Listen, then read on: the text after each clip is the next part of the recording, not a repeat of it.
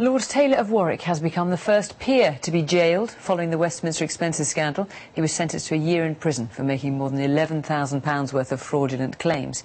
Tonight, the BBC has learnt that Lord Taylor, a former Conservative peer, is now facing suspension from the House of Lords. This report from our Deputy Political Editor, James Landale, contains flash photography from the start.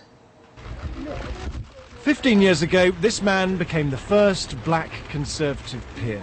Today, Lord Taylor came to court to become the first peer jailed for his expenses.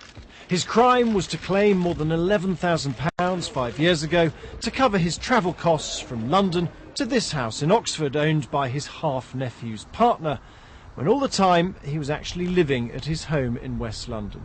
Sentencing him to a year in jail, the judge said Lord Taylor had thrown away a life of public service, not by one stupid action, but by a protracted course of dishonesty in attempting to cover up his crime. He was once a rising Tory star, a TV presenter who tried to become an MP, but failed amid allegations of racism among local party members.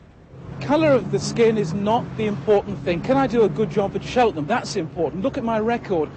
Before Lord Taylor, 4 politicians had already been jailed for their expense claims. The difference is that they were all former Labour MPs who'd left Parliament by the time they were sentenced.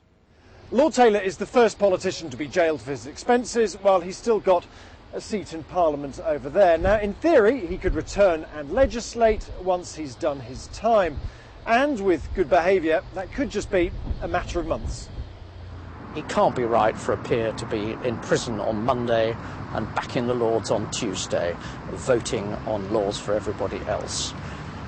If you break the law, you shouldn't make the law. Tonight, though, as Lord Taylor began his first night in prison, sources in the House of Lords told me he would face an internal investigation and likely suspension when he returns. James Landale, BBC News, Westminster.